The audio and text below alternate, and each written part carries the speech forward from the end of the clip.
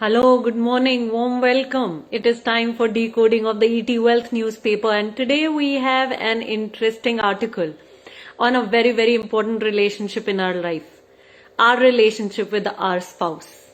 So today's newspaper, which is this, is saying, is your spouse hurting your finances? It's saying if your partner's money habits and attitude are creating a problem in managing the household finances, find out what you should do about it. So let's go one by one on your partner's different money habits and attitude that you can definitely recognize from. And let's see if it's creating a problem, and let's find out what you can do about it. Okay. Well, this is, I think, really apt for the occasion because Valentine's Day has just gone by. Yesterday, I trust you guys celebrated it. I didn't, but yeah, I trust you celebrated it. And today we're going to take our relationship to the next level by talking about this. Hi Nihara, Mukta, good morning, warm welcome. Hey Ruchi. So let's go ahead. The first problem we're talking about, a financial problem, is being an impulsive, extravagant spender. So check out, okay, ask yourself, is your spouse impulsive and extravagant spender? So, this can be an extremely disruptive for your finances, budget, financial goals. Besides a common, constant conflict in your relationship. So excessive spending could spring from a variety of reasons. I love these reasons. If you want, you can take a pen and paper and start writing. So excessive spending, it could be because of a variety of reasons. Too much restraint in childhood, emotional stress, coming into a lot of money suddenly, financial freedom on getting a job, or trying to keep up with one's affluent peers, among many others. So these are some of the reasons why people become excessive spenders or impulsive spenders. Now, according to ET Wealth, this is an easy issue to resolve. So that should make you really happy. So if your spouse is dealing with this issue, or maybe you're dealing with this issue, then it is fairly easy to resolve it. Now let's see what are the solutions ET Wealth is talking about. So ET Wealth is saying you can try various ways to counter your spouse's spending addiction. Okay. The most effective way is for the spouse to do the actual math. So calculate how much monthly savings and investments are required to achieve your long-term financial goals. I'm repeating this. Calculate how much money you need to save, okay, and invest to reach your financial goals, especially the long-term financial goals, and how much then is left to manage the essential expenses and investments. Okay. So how much you should be saving, how much you should be investing, and then what is left to spend. That is basically it. One thing that I don't agree with is if your spouse is an extravagant spender, you can't force the spouse to do the math. And most likely, he's going to resist the math. So if your spouse is one who is this, he's going to resist it. So, and forcing him to change ain't going to help. Okay? Forcing him to change ain't going to help. And I don't really see him doing this math until he has realized the impact of being an excessive spender. So a couple of steps that I would like to add to this is, number one, don't try to change him. Don't try to change your spouse. You're on his path, you're on your path, and he's on his path. Can you let him be? And yes, if he is that extravagant, you wouldn't have the support that you would need to be on your financial goals or your family's financial goals. But then that is what is solved the situation.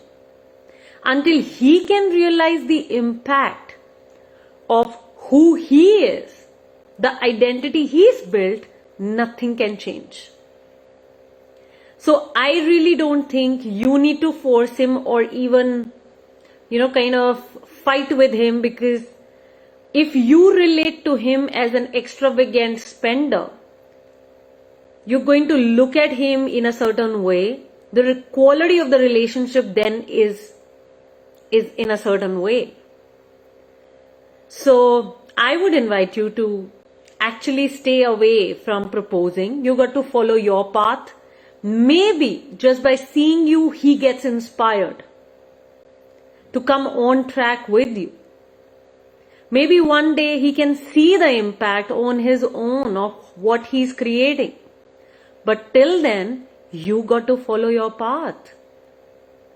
That's it. There is really nothing for you to do. That's how it occurs for me. Going to the second problem. Taking too many loans. If he's the one who's taking too many loans, or he's using you to do that, okay? If he is proposing that you take loans in your name for him, this is a financial problem. So applying and receiving loans has become easier with flexible repayments, and consequences are not so dire. The worst in most cases being a bad credit score. If he refuses to pay, the debt repayment is going to fall on your head. And if you don't pay, you're going to spoil your credit score. You spoil your credit score, you spoil your credibility in terms of getting any loans in the future. So if you notice that your partner is not smart with money, stay away from taking loans for him. Let him take his loans. Don't be a guarantor there. It's going to be tough. Yeah, it is tough. At the same time, can you protect yourself? Because even if both of you fall, then if you have kids or dependent parents-in-law, things are going to be tough. Yeah, some practical truths in life. So one of the things you can make sure that if you're taking any kind of loan, it shouldn't be really more than 30% of your salary, of your incomings, okay, of your take home. Make sure you do that. Don't make it over 1/3. A lot of people make the mistake. 50% of their incomings are going towards EMIs, paying off the debt. Don't make that mistake. Keep it to 30%. Well, ET Wealth thinks it can be. Okay, so we were talking about the second problem, which is around taking too many loans. And or loans on the behalf of your spouse. So it is important that both the partners are partly, involved. Okay, both of you are involved in financial decision making of the family. And if you both are not involved, then there's a challenge. Okay, so the challenge is, if something happens to your partner, you will not know where the finances are, what the investments are, where each investment is, what's happening. You will not know. So it's really, really critical that you actually understand this, okay? And you don't force your partner to be on the same page with you, but as you keep communicating, okay, and you're watchful around how you're landing on your partner. Sometimes we communicate, but like one of my mentors says, we vomit. So if we go there with a clear intention and we communicate, intimacy will get built over time. And inside of that intimacy and communication, you both will begin coming on the same page. It takes time. We all know every relationship takes time. right? We take time. Every relationship takes time. So it's critical, okay, that you learn, okay, you really learn this. You communicate, you build that intimacy first. Eventually you both will come on the same page, but till then you got to be at it. Okay, so we've talked about two problems till now: being impulsive, extravagant spender. Number two, taking too many loans. And I've given you a lot of practical tools that I have actually mentored women in. So this is the second one. The third one is lying or hiding financial information. Okay, if your partner is lying or he is hiding financial information, this is a difficult problem to address. Okay, so according to ET Wealth and Economic Times 2015 survey, nearly 39% people believe it is okay to lie to your partner about money, with 1 in 4 lying about their incomes. So most couples lie either to avoid antagonizing their partner or to protect their own finances. So, if your partner is lying that there is some loss that he's incurred in his investments or businesses, or he's taken too much debt and he's finding it difficult to repay, or he's bought some big ticket item and he's lying about that. So, yeah, this is a big problem. Now, how to solve it? Communication can be your best bet here. But notice, not vomiting inside of communication. Okay? Not saying constantly. I've seen women tell their spouses, you're wrong. Okay? And this is inside of being right. So do you want to be right, or do you want to bring him on the same page with you with your finances? The choice is what you got to make. A lot of women make this mistake that they go into being right. And when you operate from there and whatever conversation you make from there is not going to land on him the way it needs to land. It's not going to give you the desired result, because that communication is not aligned to the intention of that work. Yeah? So that's the key. So have an open conversation about your incomes, how you want to spend and invest it, and which financial goals you want to frame. Ideally, you should retain your own individual incomes to retain financial freedom, and form a joint account where you can contribute for shared goals and expenses. Women should also learn to be financially independent. They need to be financially literate, take an active interest in family finances, and be aware to avoid being ill-treated. So know where the husband is investing, whether you are a nominee, have assets either jointly or in your name, and retain your assets. Okay, let's now take up, a couple of questions. A quiz is there, so let's take that quiz on. Are you guys ready? Type in ready if you're ready to take on the quiz. What's up? Type in ready if you're ready, guys. How many of you are ready for a quick quiz with me around finances and your partner?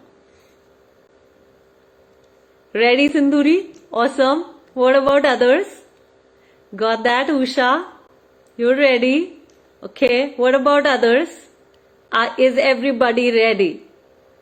Are you ready, rocking? Okay. Number one. Okay. Number one question. Got that, Ritu? Hear me out. Sangeeta.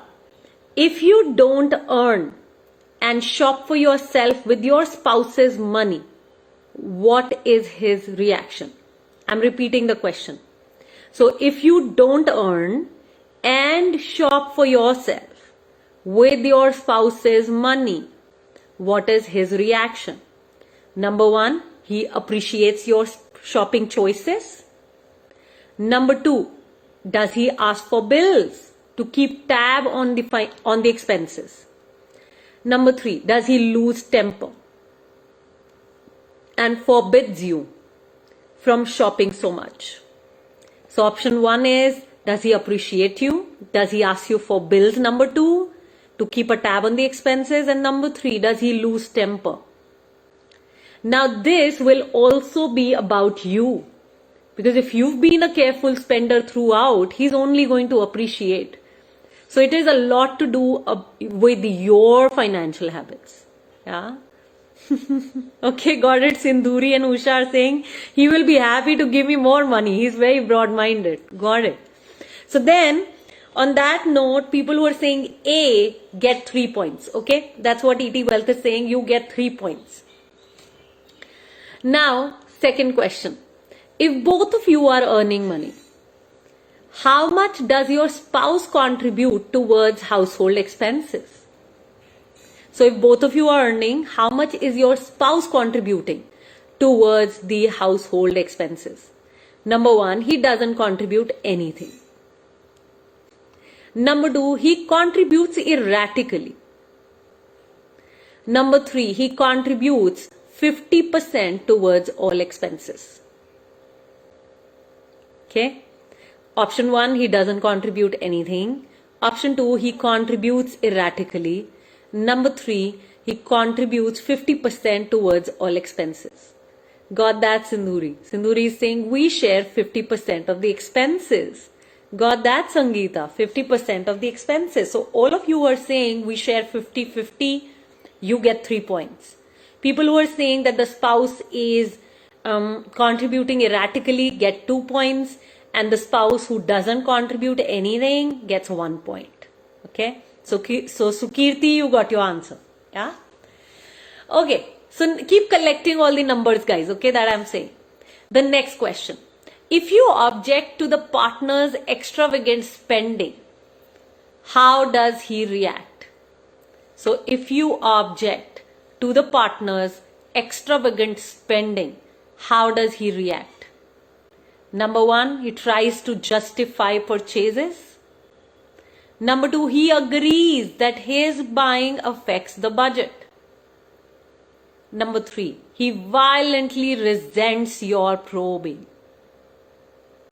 So if he tries to justify his purchases, then you get 2 points. If he agrees that his buying affects the budget, then you get 3 points. And if he is violently resenting your probing, then you get 1. And well, I have seen a lot of violence around this, okay? Sometimes when the partner is not willing to accept, there's a lot of violent resentment, reaction. Question 4.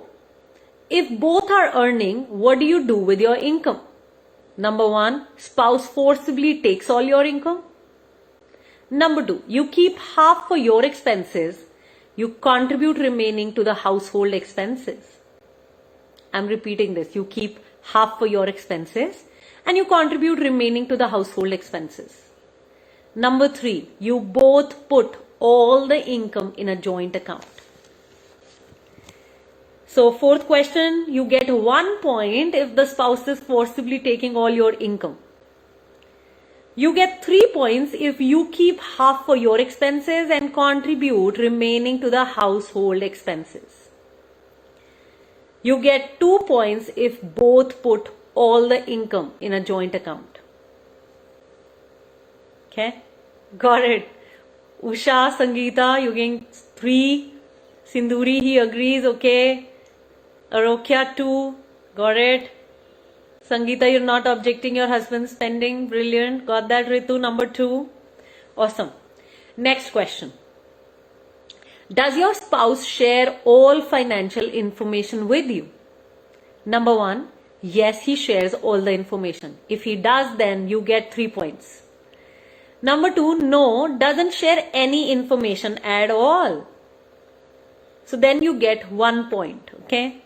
If he shares only if you ask, then it is 2 points. He does, okay? Sure, Kaveri, I'm glad you did the quiz. Okay, so in whose name are the major assets? Mostly they are jointly owned. Number 2, very few in your name. Number 3, all in the spouse's name. So if you guys mostly jointly own the assets, then you get 3 points. If very few are in your name, then it is 2 points. And if all is in spouse's name, then you get 1 point. Jointly owned, guys? Okay, got it, Sangeeta, number 1. Sindhuri is saying he shares even if I don't want to listen at times. Sure, got it. 7th question. Have you been forced by your partner to take any loans? Yes. If your answer is yes, then you get 1 point. If your answer is no, then you get 3 points. If you are joint applicants, then you get 2 points. Okay. Last question. Who takes all financial decisions? We jointly take decisions. That's number 1. And on that you get 3 points. Spouse takes all the decisions. On that you get 1 point. We split the decisions as per our responsibilities. You get 2 points. So these are all the quiz questions, and now calculate. What is your total, guys? What is your total coming to? So if your score is more than 20, then you have a strong financial relationship with your spouse. And you are on a good footing, equal footing. If it's between 10 and 20, then you may be financially sound now, but you need to put your foot down and seek greater fiscal freedom before things start to go wrong. Okay, so you got to put your foot down before things go wrong.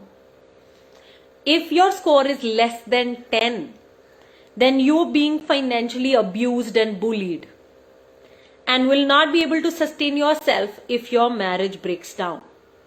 So you need to stand up for your rights and gain greater financial independence or seek a divorce. Got it, Kaveri? 22. Brilliant. Brilliant, Kaveri. That's fantastic. So each one their own. Type in what are you taking away today? What is everybody taking away? Start typing.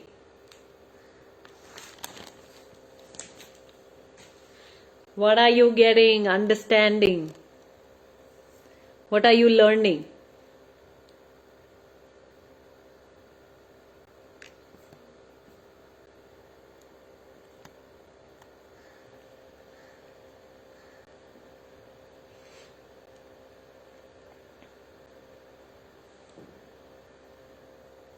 Hey Ritika. Sangeeta is saying, my spouse knows I am in Women on Wealth, so he just follows what I say. Got it. Sindhuri is saying, I'm happy to know that we are on the right path towards finances and its management. Brilliant. Touch wood. Ritu is saying, 100% agree with you, Priyanka, that we cannot change people. We can only inspire.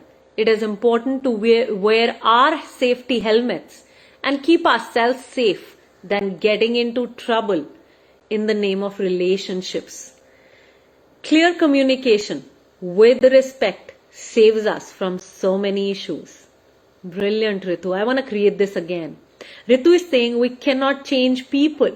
We can only inspire them. It is important to wear our safety helmets and keep ourselves safe than getting into trouble in the name of relationships. Clear communication with respect saves us from so many issues. You know, a lot of women come to me and they say, oh, my husband told me to do it, so I did it. Buddy, you have your own mind. Let's not fool ourselves. Just because he said, you didn't do. You agreed. There was something that connected with you. At that time, it made sense to you. Or you trusted him. You know, you trusted him to deliver on it. So let's not fool ourselves. Nobody can make us do anything. It's us who actually do something. Ritika, you put your foot down and there's nothing else. That's it. Got that. Brilliant. Usha, never try to prove your spouse as wrong. It's my takeaway. Yes. So either, one of my mentors who's my relationship coach, okay, he says, Either you can be right in a relationship or you can be in love. You can't be both. So choose. Choose what you want. Do you want to be in love or do you want to be right? And in that moment, I said to myself, oh, I want to be in love. I don't care about being right. Kaveri is saying, I saw the article yesterday and somehow knew you would love it. There is a good no-nonsense article on communicating and being aware. Respect ourselves first. Absolutely. So how many of you are taking back value and you're willing to share that value with people in your life? Please type in shared. If you have shared this video with people in your life, women in your life, you may not know that they need this, but well, who knows what's happening in anybody's life and relationships. So can we just just pay it forward, just put it across. Who knows who will benefit? Yeah. Ritu is saying it is our life also after all, and we have the right to live. Absolutely. And if not you, who will live it? Sindhuri is saying, agree with Ritu. Clear communication with due respect to each other's opinions is important. Yes. Respect. Like, I think having grace in a relationship is absolutely critical. I notice, I have noticed this with myself. The moment I notice that there is anybody, whether it's a community member, a family member, a friend, if they're not talking with me with grace, I just lose interest. I just put my foot down. And I think it just happened with me last night. That I had to put my foot down and say, buddy, these are the guidelines, this is it. Okay, you can't be disgraceful. And I think for me, respect, being graceful, like really being on what we aligned with, like that's really critical for me. If you're going off that alignment, it just ticks me off. It really, really takes me off. Kaveri, no one likes to be told that they are wrong. And maybe they're not wrong, right? If you step into their shoes, they're not wrong because maybe the childhood they had, the life that they saw, the experiences they had, what they're doing absolutely fits in. So in their world, they're absolutely right. But in our world, they might be wrong. But making them wrong and making ourselves right doesn't help. Just doesn't take us anywhere. It becomes a conflict, like you're saying. Absolutely. So once it becomes one against the other, nothing can be resolved. Brilliant. Work together. You're in the same team. Love that. Okay, Usha and Ritu are absolutely agreeing with you, Kaveri. Yeah. Absolutely, Usha. They're not wrong from their perspective. When you look at it from their shoes, they're absolutely right. Start typing, everybody shared if you've shared this video. I would love that this video be spread and relationships become really, really beautiful. Okay? Like, I think now after having worked with over 4,000 women, I really understand the topic of relationship and money very, very well. At one point, I absolutely want to bring in a group coaching, but till then I am happy doing one-on-one on it. Garima, it is never right to invalidate someone's feeling, but ensuring it's a respectful communication is critical in any relationship. Absolutely. Love that. Got that, Kaveri. Thank you for sharing this video. Anyone else jumping in to share? Yeah. Anyone else jumping in, sharing the video, spreading the word, spreading the mission, helping women take charge? Sindhuri is saying, thank you for choosing this topic, Priyanka. I think many will find it useful. She is sharing the video, she's saying. Thank you. I know this is one of the, one of the critical issues that women deal with. And I constantly help women in so many one-on-one coaching calls that I do. So yeah, Sindhuri, I know what you're saying. Garima, Nihara, thank you for sharing this video. Thank you so much, guys. I am glad that we are together in this world making a difference to women around us. Because it's only us women who are going to build other women and build a whole new universe. So that's what we are committed to. So let's build towards 2030 together, 50 lakh women becoming financially educated. That's the goal. On this note, I'm closing the live. Thank you so much for listening, participating. I now look forward to seeing you in the Investment Mastery on Thursday at 10 a.m. Take charge, stay safe. Bye-bye. Loads of love.